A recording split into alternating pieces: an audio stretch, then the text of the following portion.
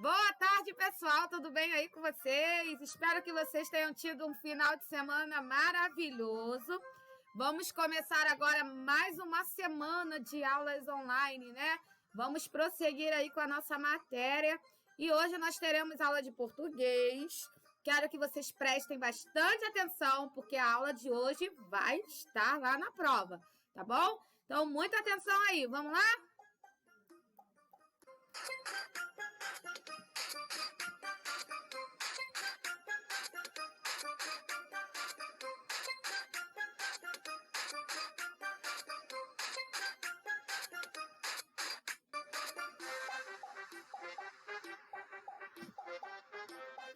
E hoje nós vamos continuar falando sobre verbos, ok? E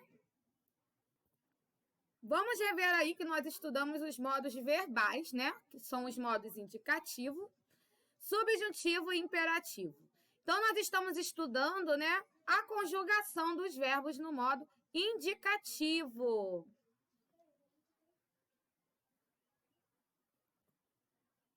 E os tempos do modo indicativo são presente, nós já estudamos, pretérito perfeito, pretérito imperfeito, que nós estudamos, né, na aula passada.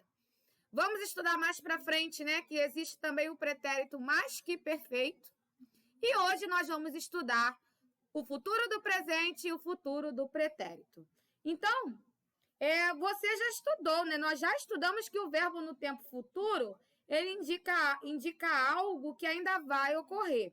Então, assim como no pretérito, também existe mais de uma maneira de expressar um fato no futuro. Então, é isso que nós vamos estudar agora. Então, quando o verbo indica uma ação que certamente ocorrerá no futuro, ele está, né? Nós dizemos que ele está no futuro do presente. Quando o verbo indica algo que só acontecerá em um tempo futuro, mas com uma condição, aí eu digo que ele está no futuro do pretérito. Como assim? Vamos ver. Olha o exemplo. Choverá durante o fim de semana no litoral. Então, choverá aí é o verbo, certo? Então, esse verbo aí está no futuro do presente. Vamos ver o outro exemplo. Eu iria à praia se fizesse sol. Então, esse verbo aí, o verbo ir, ele está no futuro do pretérito. Então, aí está a diferença. Quando o verbo está no futuro do presente, ó, né, vai acontecer aquilo ali, né? De qualquer forma, vai acontecer. É um fato que irá ocorrer no futuro. Agora, o futuro do pretérito, ele só acontece, né? Ele precisa de alguma coisa para acontecer. Ele não acontece só, eu quero que aconteça. Não é assim. Então, ele necessita de um outro fato, de um outro... É necessário uma outra ação para que aquele verbo ali aconteça, como aqui. Então, eu iria à praia se fizesse sol. Ele não disse que iria à praia, ele só vai se fizer sol. Então, quando eu tenho nessa condição para o meu futuro acontecer, eu digo que o verbo, então, está no futuro do pretérito. Olha o outro exemplo. Choverá no fim de semana. Você sabia que nós usamos muito o futuro do presente e nem percebemos, né? Então, é porque esse tempo ele é mais utilizado em uma forma composta, né? Aquela forma composta do futuro do presente, onde ele vira uma locução verbal, como aqui, ó. Choverá no fim de semana. Geralmente, nós não falamos assim, choverá no fim de semana. Nós falamos, vai chover no fim de semana, tá? Então, não deixa de ser, né? O verbo aí não deixa de estar no futuro do presente. Só que aí, no caso, é uma locução verbal no futuro do presente. Uma locução verbal porque, ó, tem mais de um, tá? Não é só um verbo sozinho, ó. Choverá. É uma locução verbal. Vai chover. Nós já estudamos sobre isso, certo? Então, geralmente nós falamos dessa forma aqui, né? Como a gente substitui o verbo por uma locução verbal. Então, agora vamos ver como fica o verbo tomar, né, conjugado aí no futuro do presente, do futuro do pretérito. Primeiro, vamos conjugá-lo no presente, que vocês já sabem. Então, vamos lá. Eu tomo, tu tomas, ele toma, nós tomamos, vós tomais e eles tomam. Então, o presente é simples, né? Ele permanece igual ao que nós estudamos na aula passada. Vamos agora ao futuro do presente, né? Aquele futuro que indica uma ação que certamente ocorrerá, né? Independente de outra ação.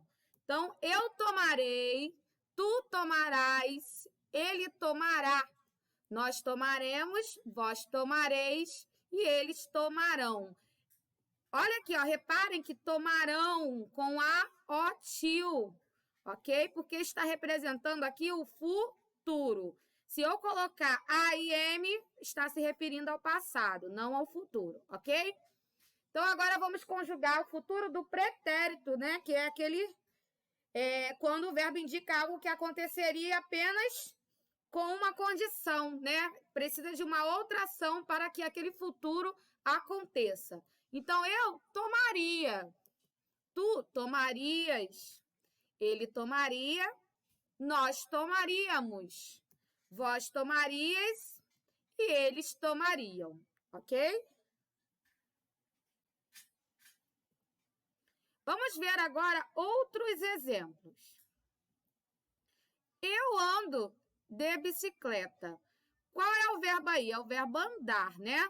Ando. Eu ando de bicicleta. Eu andarei de bicicleta. Então, olha só. Ando, eu ando, está no presente. O verbo aqui andar está no presente do indicativo. Eu andarei, olha aqui, andarei de bicicleta. Futuro do presente. Certamente, né, vai acontecer isso aí que ele está falando no futuro. Eu andarei de bicicleta, olha aqui, se meus amigos também andassem.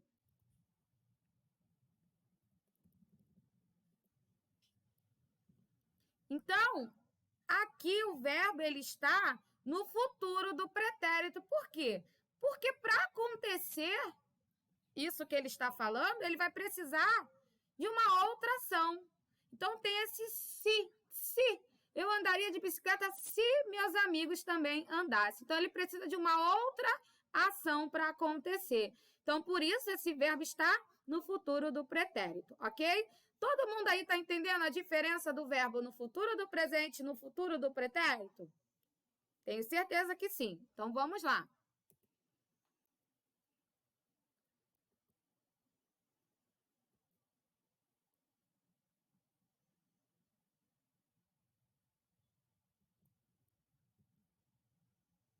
Meus amigos chegam atrasados.